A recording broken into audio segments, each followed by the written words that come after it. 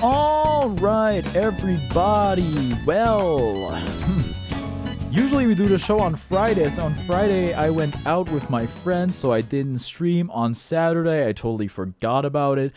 On Sunday, I prepared the show, but I didn't feel like doing it, so I didn't do it. But today, we are gonna do it. Welcome everyone to Esports Roundup, where we recap this week in esports. Let's just start with our tournament section. Alright, starting off with the PGL Major Copenhagen. Navi won! Wow! Congratulations to them. People are kind of saying, oh, is this a Mickey Mouse run? They apparently had like the worst win rate of any major winner ever. I don't really think that matters. It's kind of insane. They did it without Simple. A huge tournament for Alexi B, in my opinion. Definitely kind of cements his legacy. Yeah, congratulations to Navi. Huge one. First CS2 major ever. Then we've had the Battle of BC6 where Cody Schwab won. I did not predict him to win. Congratulations to Cody Schwab for winning Melee. And Hurt won, who I've never heard before of in my life, won. Congratulations to Hurt. Then we've had the RLCS, the Rocket League Championship Series, and Gentlemates Alpine won. Congratulations to them. Apparently they won after just getting into the esport like 4 months ago. I gotta say that is quite the impressive turnaround. Yeah, congratulations to them. Then we have currently happening Elite League Dota 2 tournament. We've had the Swiss stage conclude, and we are now in the group stage. This is what the groups look like. We have Entity at the top and Team Spirit at the bottom in Group A, and we have Aurora at the top and Bedboom at the bottom in Group B.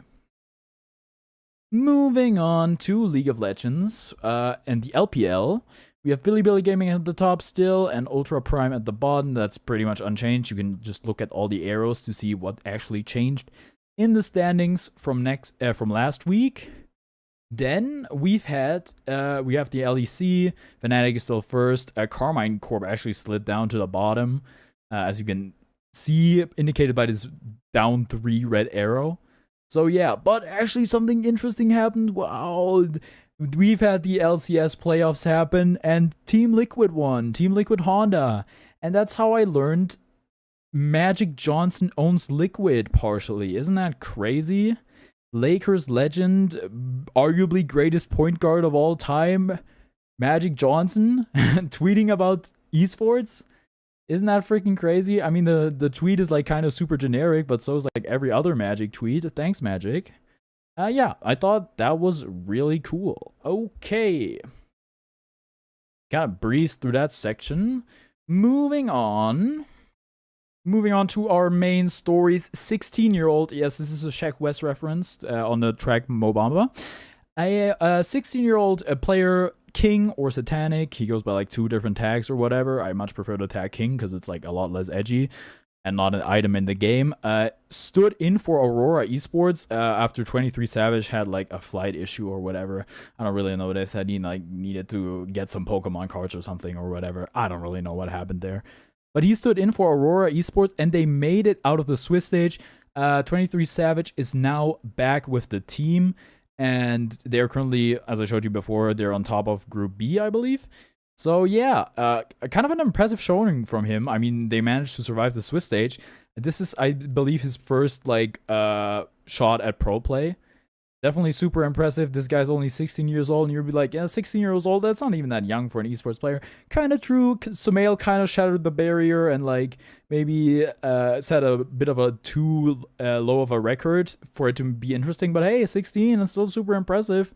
I mean, when I was 16, I was freaking 3K MMR. So yeah, one to watch for sure. Definitely interesting how his career is going to play out. Yeah. All right, now for topic number 2, and in my opinion, this is the big one. It's time for Discourse. Yeah, I love Discourse. I love participating in something online that's completely meaningless and you'll get insulted over for anyway. This was after Cody Schwab won Battle of BC6. I don't know what sparked this whole thing, but there was an article about how basically Cody Schwab's lame, and that's kind of what it boils down to. And that is where this insane image is from. It's like Fox McCloud with the trans flag, with a half moon, the Muslim half moon, but there's also like a like male sex symbol attached to it, a Hanukkah, a Jewish star, a bunch of it's apparently it's AI generated, and the guy who generated it thought it was so funny that he had to keep it. Just an insane post in general. I didn't read all of it, obviously, because after getting a few lines in, it was pretty clear to me that I would be losing valuable brain cells if I read the whole thing. Anyhow, I don't really want to get into it that much. He talks about, you know, Z-Jump and all that shit, which I think is a whole different topic. I think what it came down to and what people talked about on Twitter later is like, why doesn't anybody like Cody? Why, like, he's a winner. He wins a lot. People still can't really seem to like him. It's not like he's a villain or anything. And yeah, what can he do? Should he do anything? Are we even supposed to like the players? Like, should we just care about gameplay? In my opinion, it's a bit of a Riz issue, and I'm not talking about like game or anything. I'm talking about charisma. I don't think Cody Schwab is super charismatic. No front. Not a shot at him. I think like his competition at the top is like insanely unfair. I think Zane is super charismatic. I think Jmook obviously exudes charisma. Mango. Yeah, it's like, it's pretty rough at the top, but I don't think you have to be super charismatic to be like liked or whatever, or to have like a role or be like interesting. I think if you look at like HBox or Leffen, I don't think those guys are like super duper charismatic. I mean, I like Leffen a lot, but like, I think there's also like the role of villain to be played. Like HBox is kind of a villain. I think Leffen is definitely a villain, maybe less so now than he used to be. But I think that brings me to what I think Cody should do, which is I think it's time for a heel turn. I think he's kind of embracing that as well. He like asked on Twitter, yeah, what about Trash Talk? He's signed to Nouns, and like PBD is involved with Nouns. Peter left China to meet Dagger, I think one of the great esports villains in my opinion. So yeah, he already gave him some tips. I think it's time for the heel turn. I think that would really do a lot for Cody's image, make him a lot more interesting. So yeah, I don't know. We'll see what he does. I wish him the best. I think he's a great guy. Great story, great player, obviously. But yeah, I think that'll do it for this week in Esports Roundup. Again, only 2 topics. I'm sorry, I kind of messed up posting this so late or recording this so late anyway. But yeah, that'll do it. See you next week.